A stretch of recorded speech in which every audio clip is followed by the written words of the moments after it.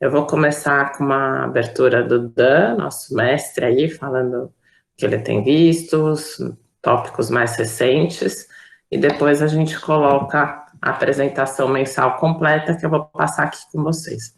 Se possível, vamos deixar as perguntas para o final, até porque a gente está gravando, e aí que depois não conseguir participar agora, vem em casa, e a gente depois discute. Mas aí deixa uma meia horinha no final para a gente poder discutir bastante. Então, Dan, vou passar a bola para você aí. Comece e depois eu ponho a apresentação. E claro, você vai me complementando e vice-versa. Bom, obrigado, Francisca, obrigado pela participação de todos. Bom, a ideia aqui é eu fazer uma introdução basicamente do que a gente tem visto.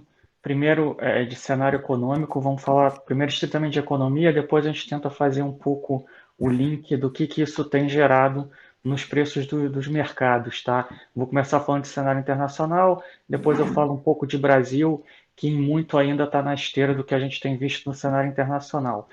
Vou dar alguns passos atrás, só para a gente fazer uma breve retrospectiva de da onde a gente veio, aonde chegou e para onde a gente acha que a gente está indo, né? Que acho que é o mais importante aqui nesse fórum. Acho que a gente está entrando na terceira fase desse mini ciclo econômico, né?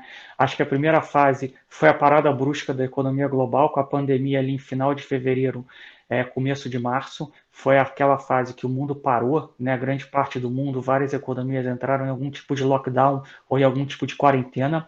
Isso durou basicamente entre os meses de março e abril, e a partir de maio a gente começou a entrar na segunda fase desse mini ciclo econômico, que foi a fase da recuperação. É uma recuperação que, de fato, a gente tem visto nos dados econômicos, ela tem o formato de V, né? Aquele formato que é uma recuperação, a gente tem uma queda rápida acentuada, e uma recuperação também muito rápida e muito acentuada, tá? Essas foram as duas primeiras fases. Obviamente que eu estou falando aqui de final de fevereiro, começo de março para a primeira fase, durou até abril, e aí começo de maio a gente vê a segunda fase. Tem algumas diferenças aí de timing dos principais blocos econômicos. A Ásia começou um pouco antes esses ciclos, depois veio a Europa, depois veio as Américas, e cada uma dessas regiões econômicas está em uma fase, mas acho que a gente pode resumir dessa forma.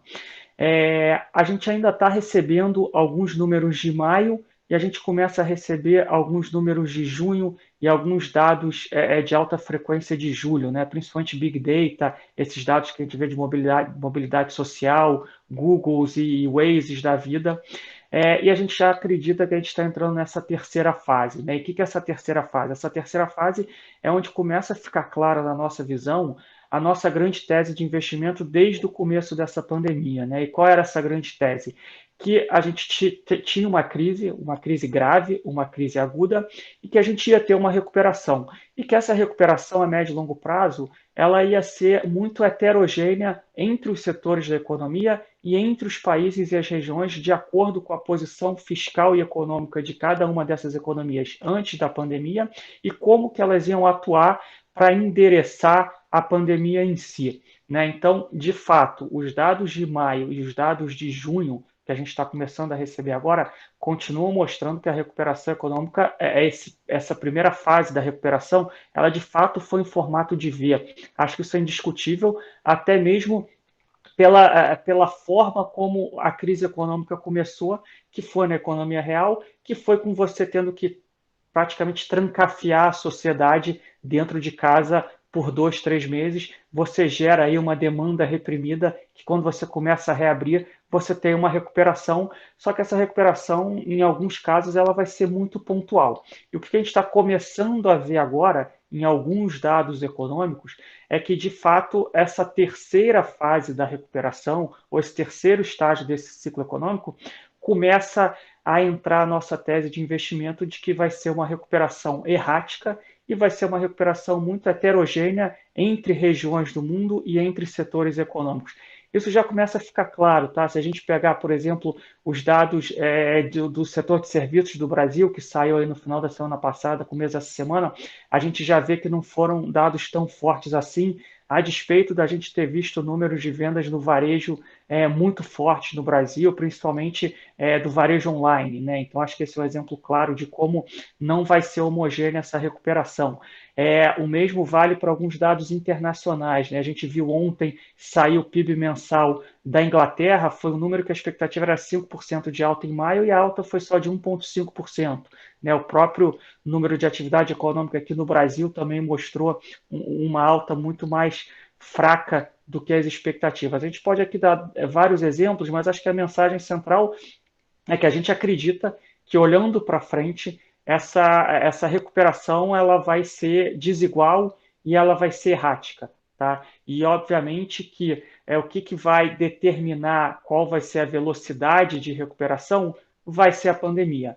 Infelizmente, a gente ainda está muito susceptível ao que essa pandemia vai trazer para a gente, enquanto a gente não tiver a divulgação ou a conclusão aí de uma vacina que de fato vai proteger a sociedade de novas ondas da pandemia, ou um protocolo de tratamento, um remédio, um coquetel de remédios que vai de fato conseguir conter a doença uma vez a pessoa infectada, tá? E aí, entrando um pouco nessa questão da pandemia, acho que é sempre importante a gente dizer aqui que nós não somos médicos, a gente é passageiro da situação, a gente tem que só entender o que está acontecendo e quais são as perspectivas, né? Então, o que aconteceu e o que está acontecendo, né? Basicamente, a gente viu que a maneira de lidar com a pandemia foi muito diferente entre os blocos econômicos, né? A Ásia, vamos chamar aqui três blocos econômicos: Ásia, Europa e Américas, né? A Ásia e a Europa adotaram por modelos de contenção mais bruscos, né? Eles tiveram lockdowns efetivos, né? Só para lembrar, o que a gente teve no Brasil não foi lockdown, foram quarentenas, né? A Ásia e a Europa tiveram lockdowns por ali quase 2 meses e começaram a reabrir suas economias de uma maneira extremamente gradual, com distanciamento social, com prevenção e etc.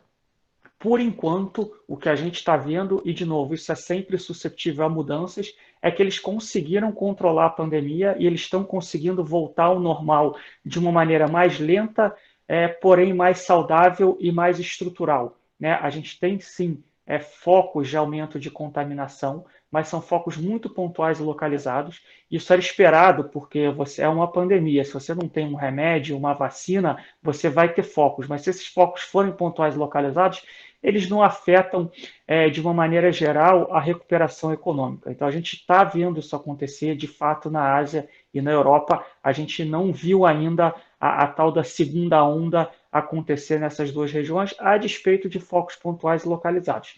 As Américas, que a gente pode pegar aqui Estados Unidos e Brasil como exemplo, mas vale também para o México, para a Argentina, para o Equador, esses países ou a região como um todo optou por não adotar lockdowns mais bruscos ou mais restritos. Obviamente que a gente tem diferenças, né? O Brasil e os Estados Unidos, por exemplo, são países continentais, onde você tem muitas diferenças de estados, de cidades, como cada um lidou com a pandemia, mas de maneira geral, a região como um todo optou por um endereçamento mais suave, né? Deixou a cargo dos estados, não adotou lockdowns, adotou quarentenas um pouco mais leves, e o que a gente está vendo acontecer é que a primeira onda da pandemia tem sido uma onda muito mais longa em termos de tempo, né? Tem durado muito mais. O próprio Brasil parece que a gente está chegando agora no platô, não dá nem para dizer que a gente tem uma dinâmica declinante de contágios, né, a despeito de termos uma dinâmica um pouco melhor para o número de fatalidades. E os Estados Unidos, item, né? Os Estados Unidos a gente nem chegou num platô, a gente ainda está vendo um aumento do número de casos diários. Obviamente, de novo, diferenças muito grandes entre estados e entre cidades, mas o fato é que a pandemia está se alongando e isso, obviamente, vai ter impactos econômicos no tempo de como essas economias vão se recuperar, dado as cicatrizes que estão se formando no cenário econômico. Tá? A gente ainda está muito suscetível ao que está acontecendo com a pandemia e isso ainda vai ter impactos relevantes para a situação econômica desses países e dessas regiões. De uma maneira geral, a gente acredita que a nossa tese continua válida, tá? E é uma tese que ela não é nem muito otimista nem muito pessimista. Eu diria que ela é neutra. A gente vai ter uma recuperação. A recuperação ela vai ser heterogênea entre países, entre regiões, entre setores. E ela vai ser errática, né? A gente vai viver aqui períodos de stop and go, no termo de inglês, né? O que é stop and go? Vamos ter 2, 3 meses bons, depois vai ter 1, 2 meses ruins e assim sucessivamente, mas a gente ainda acredita que no médio e longo prazo a gente vai sim ter uma vacina, a gente vai ter um protocolo de tratamento, e quando a gente olhar daqui a um ano e meio, 2 anos, a gente vai olhar para trás e vai ver o quão absurdo foi essa situação toda, e a sociedade deve conseguir voltar à sua normalidade aos poucos, tá?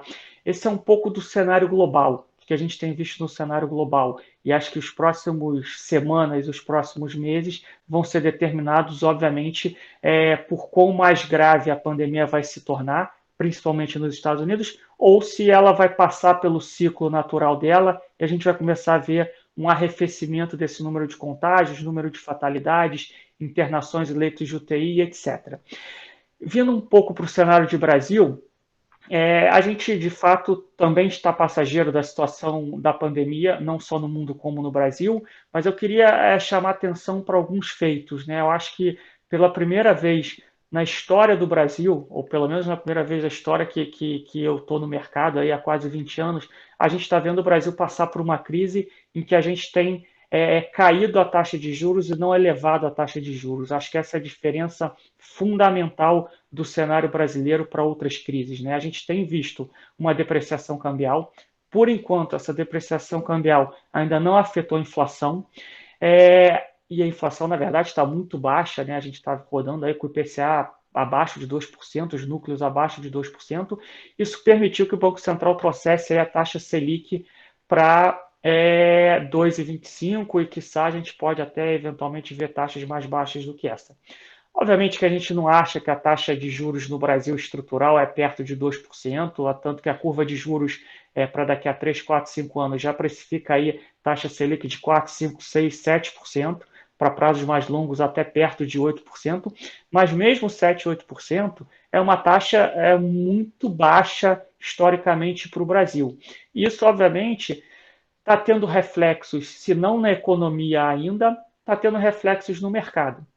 A gente tem visto o investidor ser empurrado para ativos ou de mais risco, né, de mais volatilidade, ou de menos liquidez. Eu acho que o efeito que a gente está vendo aí na Bolsa do Brasil nas últimas semanas, nos últimos 2, 3 meses, é um pouco o efeito dessa liquidez global abundante, né, das medidas adotadas pelos bancos centrais do mundo, mas também por uma situação no país que, se não é uma situação maravilhosa, que obviamente que o Brasil ainda tem inúmeros problemas, é uma situação muito mais robusta do que a gente teve em outras crises, né? Vamos lembrar que na década de 80, na década de 90, a gente vivia uma crise a cada 2, 3 meses, né? Era a crise da Ásia, era a crise na Rússia, era a crise na Argentina, era a crise no Brasil, e essas crises sempre afetavam o câmbio sempre afetava a inflação, e o Brasil sempre tinha que elevar a taxa de juros para conter a crise.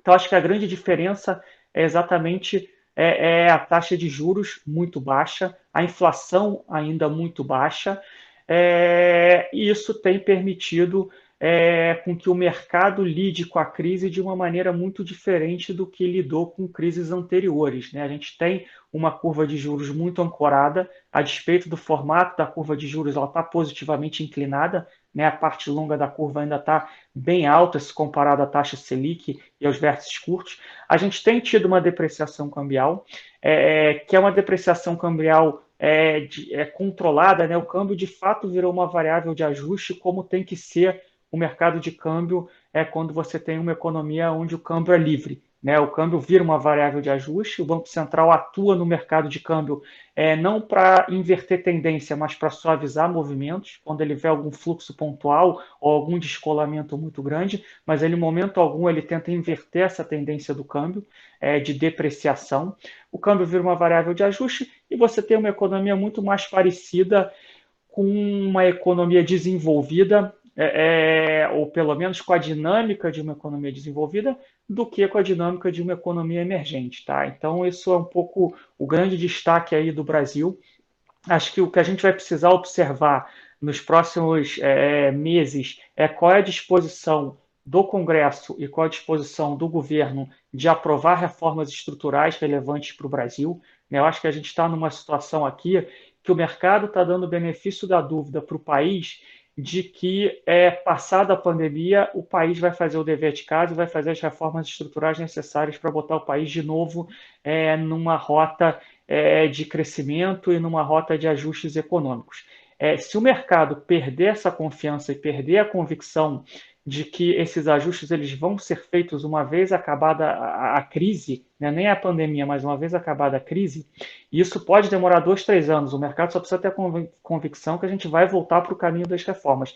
Se o mercado perder essa convicção, ou se ficar claro que não existe essa disposição desse Congresso, desse governo, ou dos próximos governos ou do próximo Congresso, a gente vai ter um problema de fato muito sério, né? O Brasil hoje ele é muito mais robusto do que era no passado, a gente tem reservas internacionais, a gente tem inflação baixa, a gente tem juros baixos.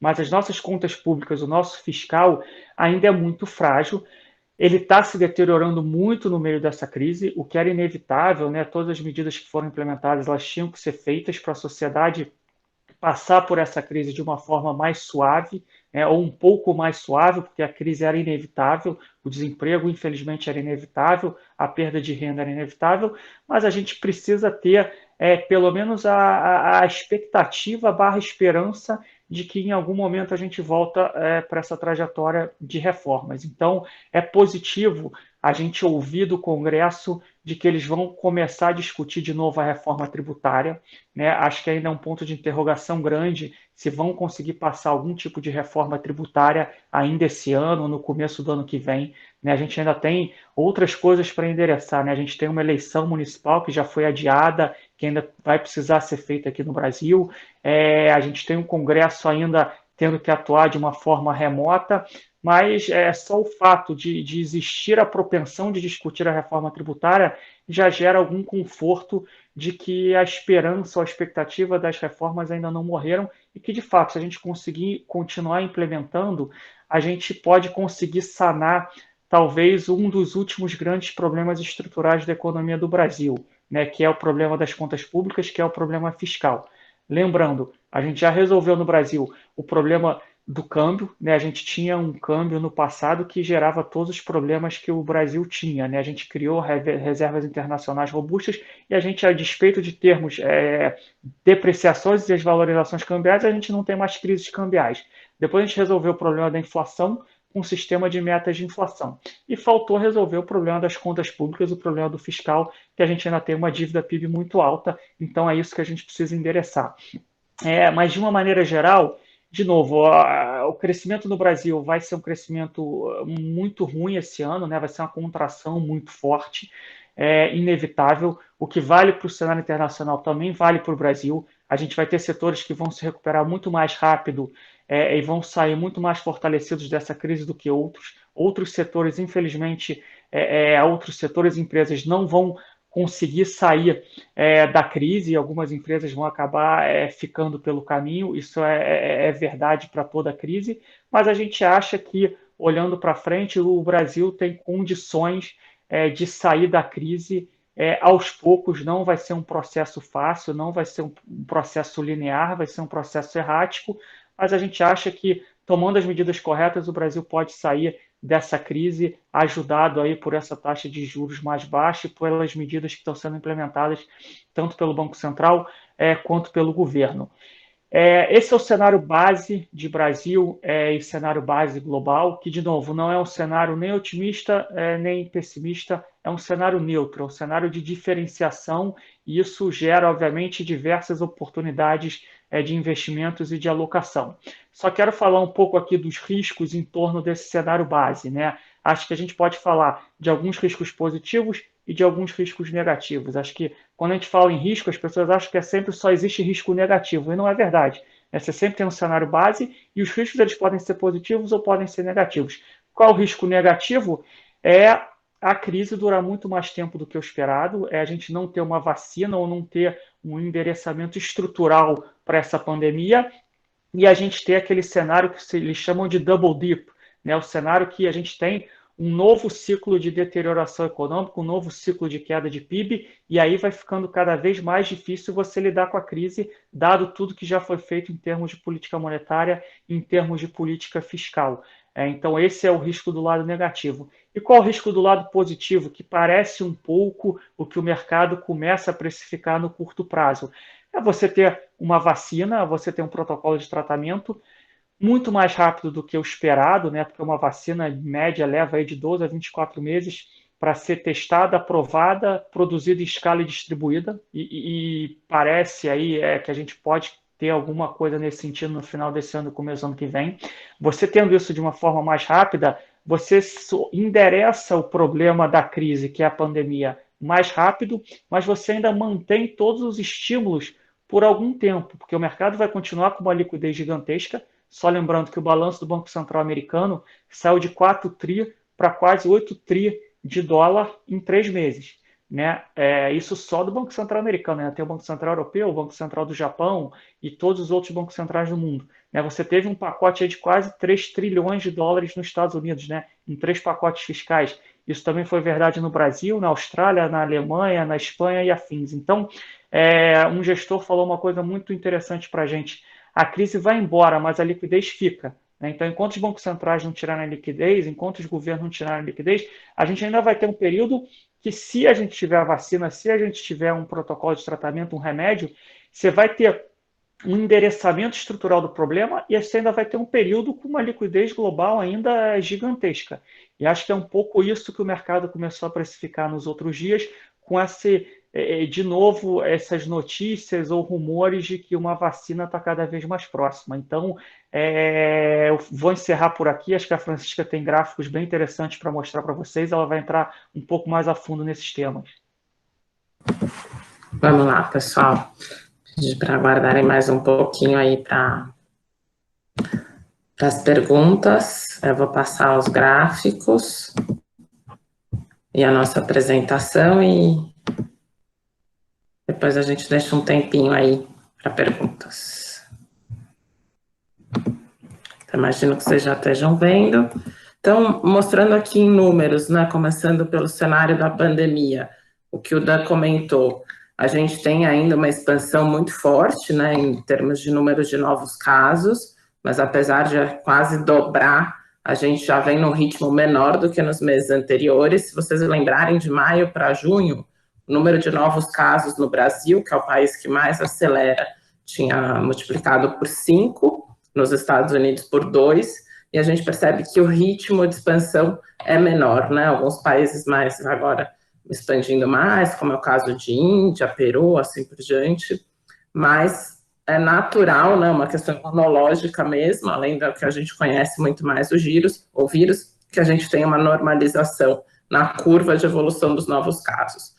Quando a gente vê, como eu comentei, né, o Brasil normalizado pelo número de habitantes, é aquele que mais expande entre os principais países. Aqui na América Latina, os outros países, Chile e Peru especificamente, também vem numa curva bem acentuada, né, até maior quando a gente olha o total de casos em relação ao Brasil, mas entre as grandes economias, o Brasil continua sendo um destaque aí negativo em termos de número de novos casos pela população. Os dados mais recentes da última semana, esse gráfico aqui é do finalzinho de junho, já mostram alguma estabilização. Esse dado aqui é mais recente, olha o número de casos totais por milhões, né, de população, e os Estados Unidos continuam na frente. Então, o Dan comentou, né, que a curva aqui das Américas é bem diferente do que a gente viu nas outras regiões, e a gente tem ainda aqui uma curva bem acentuada, né, em termos de casos totais, diferente do que a gente viu no anterior, que já mostra aqui uma estabilização também dessas regiões, né. Um destaque para o fato dos Estados Unidos ter uma aceleração recente, a gente vai ver aqui nos números de casos por estados, e aqui a boa notícia é que eu acho que o Brasil, que oscilou muito, né, mostra já alguma estabilização em termos aqui de casos totais não normalizado pela população, né, então a gente tem aqui ainda como um destaque no mundo, mas já mais estabilizado. O que a gente tem observado é evolução em alguns estados dos Estados Unidos, acho que em termos de segunda onda, isso tem dado mais ruído. Essa semana a gente viu que a Califórnia voltou a fechar, né, algumas coisas, as academias, salões de beleza, assim por diante, voltaram a fechar, já tinham aberto. Os países aqui que tiveram mais forte, né, os movimentos aí das manifestações aceleraram mais, então também é difícil a gente limpar o que é questão sanitária, o que é uma questão específica regional, mas quando a gente olha o número de leitos especificamente falando, a gente observa que não tem tido uma saturação mesmo com essa evolução. Então, praticamente na Califórnia, que é um destaque aí, a Flórida também, praticamente aí nos últimos 2 meses, tem se conseguido controlar o número de novos leitos na UTI. Essa é a principal variável que eu acho que pode realmente representar um risco em termos de economia, né? A gente precisar entrar num cenário de lockdown mais restrito, principalmente nas Américas, né, Estados Unidos, depende só de fato se a gente tivesse uma pressão muito grande. Mas acho que como hoje a doença é mais conhecida, a evolução das questões sanitárias também, a gente tem conseguido controlar isso melhor, e acho que é um cenário muito de cauda, um lockdown mais estrito nos Estados Unidos e, obviamente, também em outras regiões do globo, né? Aqui a situação é um pouco diferente, a gente está testando uma abertura ainda no estágio mais primário da doença, mas, ao mesmo tempo, também tem tido um controle. Então, Florianópolis, por exemplo, e Santa Catarina, que foi um dos primeiros a afrouxar as questões da quarentena, já começa a ter uma pressão no número de leitos de UTI em várias regiões, então corre o risco de voltar um pouquinho para medidas mais restritivas. Mas provavelmente a gente vai ficar entrando nesse entre sai, sem precisar ir para cenários mais adversos do que aqueles que a gente temia um mês atrás. A gente não sabia se ia conseguir sair dessa situação, podia piorar, né? A gente discutia uma possível piora do lockdown. A vacina, como a gente já comentou, né, a gente tem um número bem grande aí de vacinas sendo desenvolvidas, então hoje a gente tem aqui 3 nessa fase 3 de testes, né, a gente tem a Moderna também anunciou que já está na fase 3, a Sinovac também próxima a isso, então a gente já começa aí teste em massa da vacina, nenhuma delas aparentemente é 100% garantida, mas reduz bastante, aí pode começar a ser feita nos profissionais de saúde, segurança, assim por diante.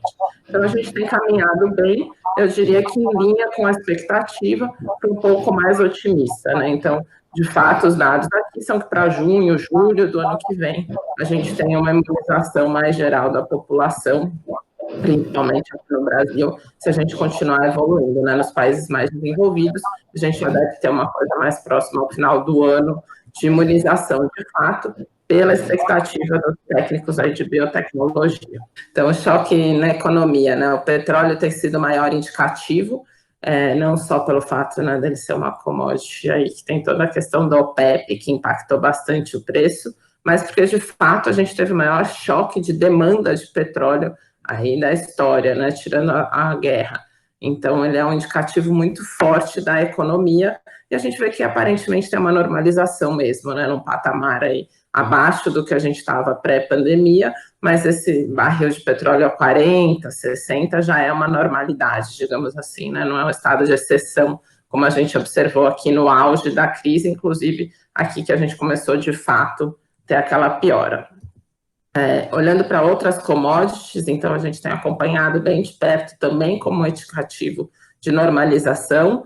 Então, o CRB, né, o índice de commodities, tem um peso grande de petróleo, então a gente vê que ele realmente sofreu, e aí a gente viu muito como esse gráfico, né, são várias escalas, o petróleo distorce, né, mas a gente teve uma queda aqui expressiva no índice de commodities, de mais de 20%, 30% do auge da crise, e aí já começou a recuperar, ainda um pouco para trás do que estava antes.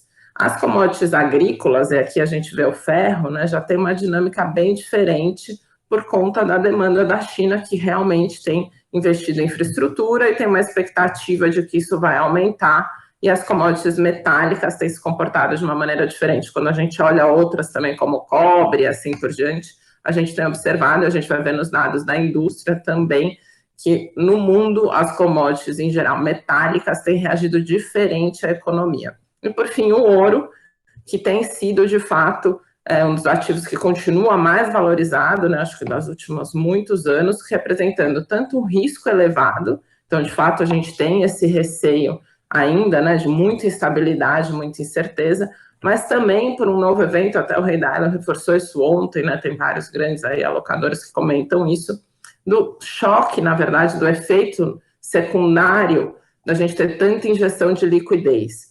Então, os Estados Unidos se beneficia de ser uma economia, né, que a moeda é de reserva global, então o dólar tem sido e continua sendo aí a grande reserva do mundo, mas começa a ter um receio de que esse super excesso de liquidez no mercado, tanta injeção de moeda, leve a uma mudança de valor relativo principalmente do dólar, mas em outras moedas também, como aconteceu com a zona do euro.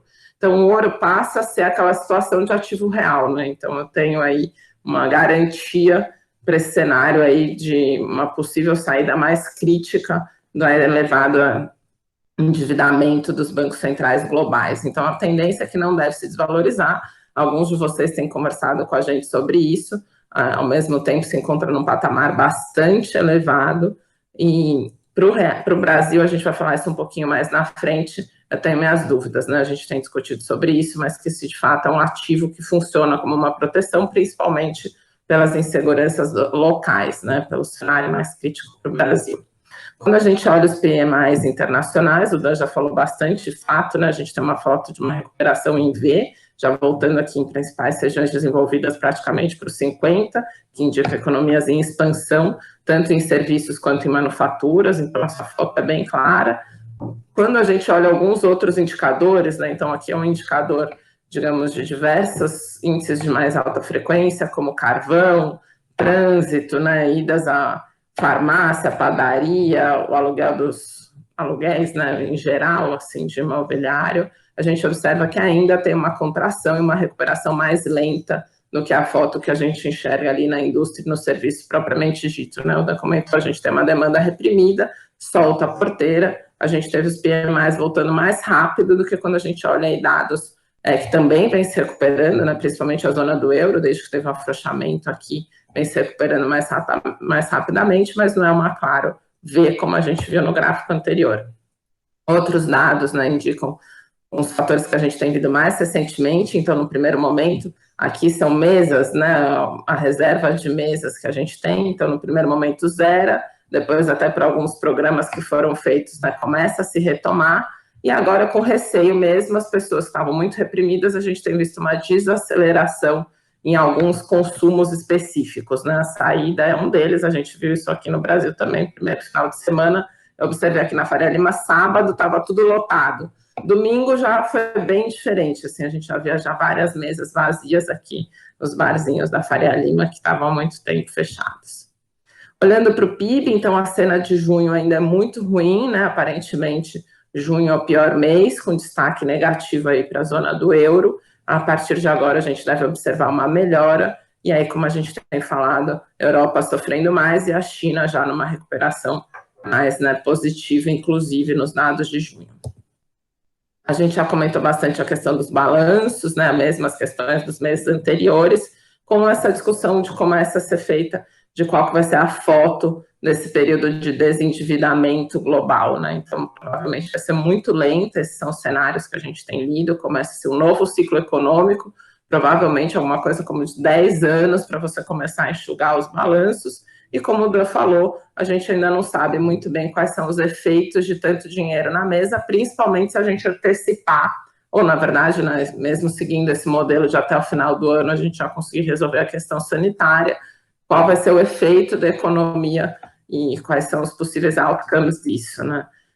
Então, um deles é a discussão em relação à inflação, a gente comentou no mês passado um estudo do Morgan Stanley, esse mês a gente viu um outro estudo do JP Morgan comentando a mesma coisa, que são os receios de que esse hiperestímulo possa trazer uma volta da inflação nos próximos 1 ou 2 anos, e aí isso impactando no cenário de juros muito baixo, com alto endividamento, podendo fragilizar um pouco essas regiões que saem mais, uma situação mais crítica em termos de endividamento. Não é o cenário base, é importante a gente falar isso, é um risco que a gente tem que acompanhar, principalmente porque qualquer subidinha nos juros americanos, ou na expectativa dos juros americanos, provavelmente faz um choque, como a gente já viu acontecer aí cerca de 2 anos atrás, que qualquer altinha da inflação levava a uma saída aí dos ativos de risco, né? O que a gente vê no cenário é nenhuma expectativa de inflação, como a gente tem observado aqui, né? Chegou a ser pior, mas uma coisa aqui bem baixinha mesmo para o long-term inflation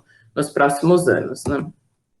Falando então um pouquinho de Brasil, nosso índice de isolamento social, né, do país como um todo, tem estados que estão caindo mais rapidamente, São Paulo é um deles, né, então a gente tem tido uma desaceleração no isolamento social, mas esse dado aqui, que é de 7 de julho, mostra que, na verdade, não piorou tanto quanto a gente tinha a impressão, né? Olhando aqui o nosso mundo em São Paulo, principalmente, a sensação que dá é que a gente já tinha saído bastante do isolamento, e aqui também é um índice medido tanto pelo rastreamento de celulares, trânsitos, assim por diante. A gente vê que a gente continua aí na casa de 40% em relação a outras regiões globais, né? A gente não teve a quarentena tão restrita, então é mais baixo, né, do que a gente tinha em outras regiões, mas parece estável, e aí não tem sido também tão preocupante como se a gente tivesse voltado aí para os patamares mais altos. Na verdade, mais baixos, né? Menos isolamento social, mais pessoas na rua. Falando, o Dan também já explorou bastante a questão do ambiente político. A gente observa que a questão do Queiroz, ele impacta, sim, um pouco a aprovação do governo. Pouca coisa, né? Não tem um choque tão grande quanto a gente esperava. O último dado já voltou a recuperar um pouquinho, na verdade, não é como podia ser. Isso é importante para afastar aquela pressão maior entre o ambiente de animosidade entre o Congresso e o Executivo, né? Fazendo uma avaliação aqui puramente fria em termos econômicos, a piora da aprovação do presidente pode aumentar aí o risco de um possível processo de impeachment, ainda mais porque a gente vive um cenário de questões jurídicas bem relevantes, né, com envolvimento aí de pessoas muito próximas ao presidente nesse cenário de novo. A gente parece estar revivendo um filme, né, mas vivendo de novo uma questão jurídica envolvendo STF e assim por diante. A baixa aprovação do governo aumenta a fragilidade, piora o clima entre o Congresso e o Executivo, que pode usar isso para não aprovar as agendas de reforma, sempre ameaçando com o cenário de impeachment. Aparentemente, a aprovação do governo se mantém aí praticamente estável, lembrando que Temer, Dilma tinha uma coisa na casa de 13%, né, de avaliação positiva, né, uma rejeição da população muito maior para a gente ter, de fato, um risco para essa equipe econômica, o que em termos econômicos seria muito ruim, né, olhando friamente. Então, esse ambiente, se a gente tiver essa manutenção da foto que a gente está vendo hoje, abre aí portas, abre a possibilidade da gente voltar a retomar uma agenda de reforma mais profunda, para a gente continuar fazendo, né, as restrições aí em relação à agenda econômica, lembrando que a gente tem esse ano a exceção do teto dos gastos, mas ano que vem tem que voltar, e tem sempre uma pressão aí de alguns grupos políticos em relação ao aumento de despesas. A gente tem conseguido não fazer isso. Aqui nesses gráficos tem um estudo bem interessante da PicT, né, que fez um estudo sobre os emerging markets, mostrando já com a situação pós, né, os pacotes de estímulos aí da pandemia, como é que fica a cena entre os países desenvolvidos, quer dizer, desenvolvimento. A gente já falou várias vezes sobre isso, que o Brasil, nessa foto, ele aparece com a situação mais frágil, então a nossa relação dívida-PIB, né, é a maior perante esse grupo, e aí a gente tem um pacote fiscal bem maior, né, já era em 2019, e a gente tem aqui o maior pacote de estímulos entre os países emergentes. Essa foto é muito positiva por um lado, né, porque de fato a gente está colocando bastante dinheiro na mesa, principalmente aqui do lado fiscal, o que nos deve ajudar a ser menos impactados em termos de pandemia, mas por outro lado nos coloca numa situação ainda mais frágil em termos aí de dívida, né. Então essa seria uma curva, relação dívida-PIB, né, o pacote fiscal versus o que a gente tem aqui de sustentabilidade da dívida. Não é à toa que a gente vê o investidor estrangeiro bem reticente com o Brasil, né? Então, a gente estaria aqui com maior gasto e já menor capacidade de pagamento da sua dívida sobre essa foto. Mas tem uma discussão bem interessante que está sendo, inclusive, liderada pelo Roberto Campos, né, o presidente do Banco Central, de mudar a forma como a gente enxerga a nossa dívida. E aqui eu achei interessante que eles fazem isso dessa maneira bem profunda, né? Então, quais de fato são as necessidades, né, em termos de percentual do PIB, de empréstimo, então uma relação dívida-PIB, mas aqui em relação à dívida externa. E o Brasil, apesar de ter a maior endividamento, ele é o que tem um dos menores problemas de dívida externa, né? Então, justamente por isso a gente tem uma baixa exposição risco, né, a questão cambial, não foi a mesma coisa que a gente viu na Argentina no passado, mesmo na África do Sul e assim por diante, e começa a se mostrar uma outra foto. Esse é um estudo bem profundo, mas a gente tem visto essa discussão em alguns lugares, de mudar a foto da nossa relação dívida-PIB. Se a gente considerar a dívida líquida e não a nossa dívida bruta, alguns estudos falam em alguma coisa na casa de 65%, nos coloca numa situação totalmente diferente em relação aos nossos pares dos países emergentes, né? Então, esse é o ponto principal quando a gente olha para o investidor estrangeiro, eles ainda olham essa foto mais tradicional, mas já se começa uma discussão que, na verdade, a fragilidade do Brasil não é tão grande assim.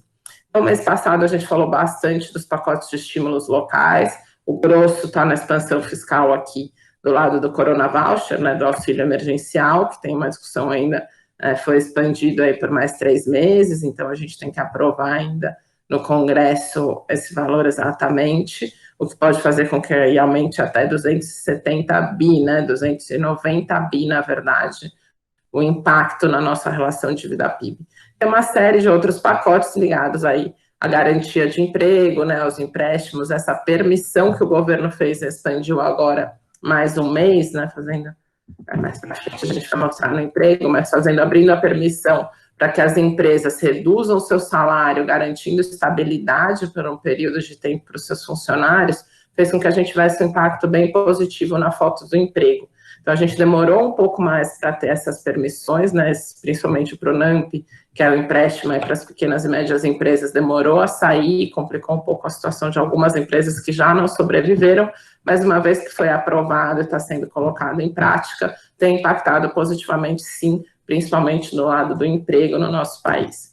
Então, quando a gente olha o total, né, do endividamento, a gente vê que é uma coisa que, na ordem realmente do que a gente economizou com a reforma da Previdência, simplesmente essas medidas, né, chegam a alguma coisa na casa de 500 a 600 bi, levando o déficit primário aí para o nosso tamanho do que a gente economizou com a reforma da Previdência, né, quase 1 trilhão de reais, juntando o que já vinha, né, o que já vinha represado com os pacotes de estímulo. A boa notícia, como o Dan comentou, é que pela primeira vez a gente está com juros baixos, então diminui o serviço da dívida, né? Hoje 50% mais ou menos da nossa dívida é pós-fixada, então cada impacto de juros baixos que a gente está conseguindo manter leva aí a um impacto bem grande no médio e longo prazo, e junto com isso, pela primeira vez, a gente tem conseguido manter a expansão do crédito, né? Isso tem sido realmente uma obra, já falei isso aqui algumas vezes, da capacidade, a forma muito hábil que a nossa equipe econômica liberou as medidas aí de liquidez para o nosso sistema financeiro. Então, geralmente, a gente tinha, né, a liberação do nosso quantitative easing que a gente fez aqui, né, de medidas para o sistema financeiro, os bancos melhoram seus balanços, melhoram suas reservas e não emprestam. A forma que foi feita, né, tudo muito amarrado com que esse dinheiro realmente chegue na ponta, levou uma expansão bem relevante aí do nosso lado do estoque de crédito, né? Tanto, na verdade, os bancos privados quanto os bancos públicos, mas sendo principalmente liderado pelos bancos privados, chegando aí com essas medidas de garantia na mão das pessoas jurídicas, né? Então, também irrigou o nosso sistema financeiro, isso é bem importante para a sustentabilidade das nossas empresas. Então, como eu comentei, né, essas novas medidas, essa é a diferença do foto que a gente tinha nas perspectivas aí do LIV e do IBRE de maio para junho. Então, a gente chegou a imaginar 18% de desemprego e agora esse número já melhorou bastante para 15%. Isso foi justamente o resultado aí das medidas que foram feitas pelo governo, que melhoraram bastante essa foto, né? Então, claro, uma piora bem elevada, principalmente nesse trimestre, mas no final do ano a gente já deve retomar uma coisa bem mais próxima do que a gente tinha. Que ainda é ruim, ainda é a nossa principal fragilidade, mas que dá uma perspectiva bem otimista aí quando a gente olha para uma recuperação mais rápida também da nossa economia. Com a piora aqui do emprego na informalidade, é um efeito que a gente já vinha lidando, né, e não deve melhorar tão cedo, mas a gente já deve retomar aí um crescimento, uma expansão no começo do ano que vem.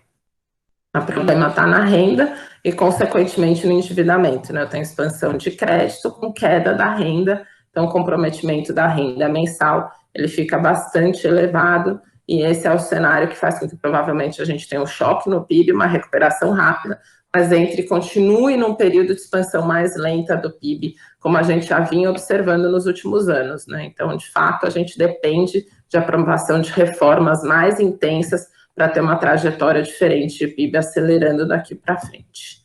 A produção industrial já apresenta alguma melhora, aqui puxado principalmente pela extrativa, né? A gente comentou, Vale com a questão do ferro e outras aí, com parte das commodities metálicas melhorando bem, de uma forma geral, né, ainda no campo negativo, ainda piorando, mas numa foto muito melhor do que o que a gente enxergou na crise que a gente chama de nossa, que é a pior crise aí do século, do período aí de 2015 e 2016, né? Então, nossa foto, mês passado a gente mostrou isso em termos de varejo, que também vinha numa situação bem melhor do que o que a gente observou aí cerca de 4 anos atrás, e na indústria também ainda estamos muito longe daquele choque que foi bem pior. Quando a gente olha aqui as vendas de varejo, a gente já repara alguma melhora, né? Então, o choque, sim, foi muito intenso quando a gente olha no mês a mês, mas a gente já teve uma melhora aqui. Esses dados são de maio, como o Dan comentou, a gente tem aí junho, veio mais forte ainda. Então, o Dan falou bastante sobre a foto, com certeza algumas empresas não vão sobreviver, a gente já tem alguma aceleração, né? Esse é um estudo aí de falências e recuperações judiciais, mas a nossa economia é muito mais parecida com a europeia do que com a americana, né? Que de fato isso tem acontecido bem mais rápido, o número de pedidos aí de falência do Chapter 11 está muito elevado. A gente provavelmente vai demorar um pouquinho mais para observar isso, mas a gente já tem uma aceleração nos dados mais recentes, aí, principalmente nos pedidos de recuperação judicial. Para finalizar essa análise aqui, a gente vê a relação de dívida pública continua estável, os dados não mudaram, então a gente continua aqui, principalmente com esses juros mais baixos, apesar da foto ser horrível, ela é estável, isso muda bastante a relação que a gente tem aí daqui para frente para a economia brasileira, e aí a inflação tem sido, né, o nosso grande aliado aí, permitindo juros muito baixos, esse dado continua caindo, né, todos os meses a gente tem visto isso, e aí isso faz com que a gente tenha aqui uma perspectiva na frente, né, os dados no ano ainda negativa, abaixo de 2%, e mais na frente ainda caindo, e na frente alguma aceleraçãozinha aqui muito sutil nos dados mais recentes, junto com uma perspectiva de um PIB um pouquinho melhor. Com isso, a gente tem pela primeira vez na história aí o juro real ex-antes, né, então a expectativa para a Selic para os próximos 12 meses versus o IPCA na casa negativa, o que tem sido transformador, inclusive no apetite aos ativos de risco.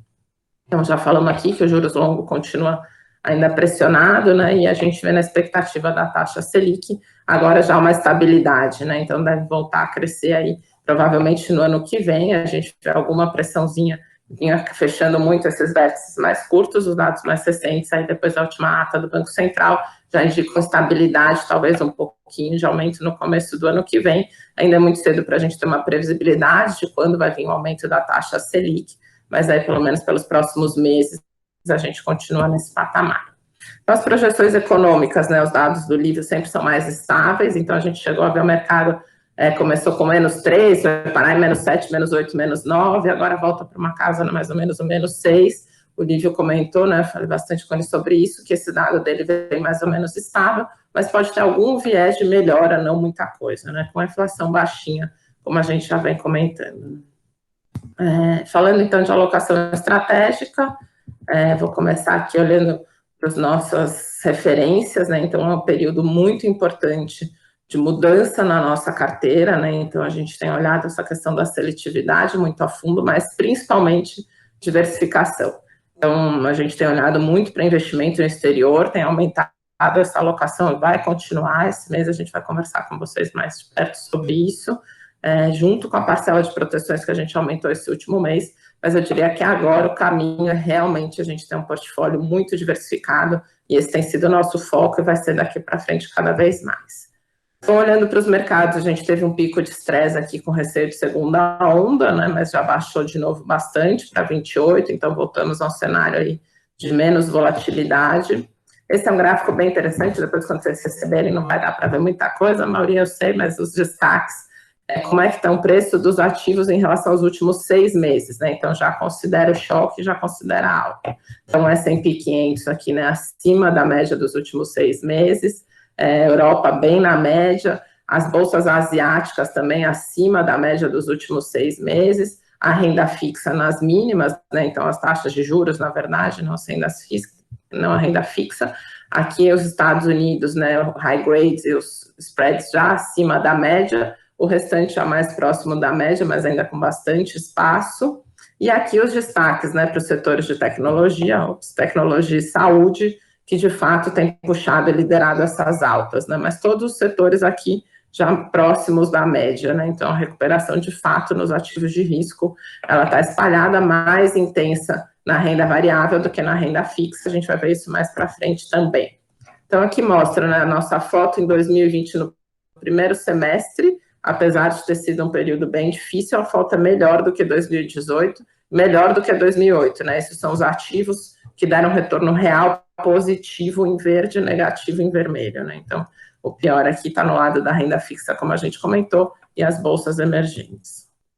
Então, quando a gente olha em termos de recuperação das bolsas, a Nasdaq, né, que voltou a piorar um pouquinho, em positivo 17% no ano, né? Então, lembrando que a Nasdaq é a que tem o maior peso de tecnologia, então muito forte a recuperação, mas as bolsas asiáticas também já em terreno positivo, né? Então, a bolsa chinesa e a Ásia como um todo tem recuperado bastante, fazendo com que o índice de países emergentes esteja aqui muito próximo da média, né? Também já voltou praticamente tudo. Então, o Brasil continua na lanterninha aí nas principais economias que a gente acompanha, os países emergentes com 95, a Américas como um todo, né? Ex-Ásia, puxando para baixo um pouquinho aí os emergentes. Olhando um pouquinho para a Bolsa Americana, né, o que explica essa alta, né? Esse gráfico é muito interessante, a gente vê que a perspectiva para 2020 ainda é queda dos earnings, né, queda da expectativa de lucros, com alguma estabilidade, mas muito na ponta, mas para 2021, expansão de lucros de até 30%, né? Então, é isso que está embutido nesses preços. Esse gráfico é um estudo específico aqui, né, também da PICT, mas a gente vê aqui uma expansão dos múltiplos nesse sentido, né? Faz sentido eu estar com múltiplos altos quando eu olho para os próximos 12 meses, que ainda tem uma expectativa de lucros no 0 a 0, né? Não é de queda. Se em 2021 eu espero que meus lucros voltem a crescer até 30% e está melhorando, né? Essa expectativa conforme a crise passa. E o que explica, de fato, é quando eu olho o risco, o prêmio de risco da Bolsa versus a taxa de juros, né? Então, a gente vê que a gente está num pico aqui de expectativa de retorno positivo para a Bolsa versus a taxa de juros, ainda que esse retorno seja menor do que a média histórica. Vejam que esse gráfico vem desde 84, né? E a gente está nos momentos de maior expansão de prêmio de risco, apesar da Bolsa estar bastante cara. Tem uma história, né, de crescimento versus valor, então a gente nunca teve tão baixo a relação do prêmio de risco das empresas de valor, ou seja, não tenho preços descontados, mas eu tenho uma boa expectativa de crescimento e também uma preferência pelos defensivos, né? Então, agora a gente começa a ver um movimento para cíclicas. Então, eu li pelo menos 3 ou 4 papers falar que já começamos um novo ciclo. Então, a crise já ficou para trás, eu começo um novo ciclo econômico de expansão e aí sim faz sentido eu mudar para empresas que crescem mais nesse período de early cycle, né? Eu acho que é muito recente para a gente falar que a gente está num early cycle, que a crise já ficou para trás, mas tem sido constante aí nos materiais. Então, a Europa, né? Aí, olhando em relação aos títulos americanos, da Alemanha, desculpa, né? Então, prêmio de risco também interessante, né? Claro, a performance está um pouquinho mais abaixo, e aí, nesse sentido, a gente vê as bolsas europeias um pouquinho atrás, o que é apontado como melhor perspectiva. Desculpa, eu falei que esse estudo era do PICT, mas é do JP Morgan, perdão. E aqui a gente vê que os países emergentes, infelizmente, para nós, Brasil, vem sofrendo porque as bolsas asiáticas estão positivas, né? Estão acima do S&P. Então, quando eu olho emergentes overall, né, não está descontado. Então, não enxerga-se uma grande oportunidade nos emergentes. E aí a gente sabe que uma boa parte do nosso fluxo acaba sendo impactado por isso. Então, em geral, eu estou under em Brasil e não estou over em emergentes porque já teve uma recuperação muito grande, porque é diferente de outros períodos de early cycle, onde a gente tem uma mudança aí ao longo do tempo para os emergentes. Então, no curto prazo, a gente não está vendo uma grande oportunidade em emerging markets, preferindo focar aqui nos desenvolvidos, né? Na renda fixa, acho que esse é o gráfico mais importante, aqui mostra, né, de uma forma geral, qual foi a recuperação do mercado de equities. O mercado de renda fixa global como um todo ainda fica atrás, mas quando a gente olha em relação ao prêmio de risco, obviamente tem uma oportunidade grande, né? Apesar da gente ter visto ali que os spreads já estão mais ou menos na média dos últimos 6 meses, em relação ao risk-free, o prêmio também aumentou muito. Então, a gente ainda enxerga mais oportunidade na renda fixa. Então, estamos otimistas em relação à renda fixa e vocês têm visto que a gente tem feito bastante essa alocação na carteira de vocês. Em junho foi um destaque, os fundos que a gente alocou aí rendendo na casa de 3,5% e continua com uma perspectiva positiva. Em relação ao câmbio, o Dan já explorou bastante essa questão, a gente ainda está bem frágil, a nossa moeda, a gente viu por quê, né? Então não tem mais a vantagem de um diferencial de juros alto, onde vale a pena eu deixar o dinheiro aqui pela questão do carrego, e sou colocada na foto entre os países emergentes como um dos mais frágeis. Então, o nosso câmbio tem sofrido mais, mesmo em relação aos outros países emergentes, e a mesma coisa quando a gente olha o CDS, né, o risco país. Mas a foto no câmbio é muito pior do que a foto no CDS, né? Então, de fato, a nossa moeda tem tido mais fragilidade, mas consequentemente também mais vol, né? Melhora o apetite a risco, melhora a perspectiva para o Brasil.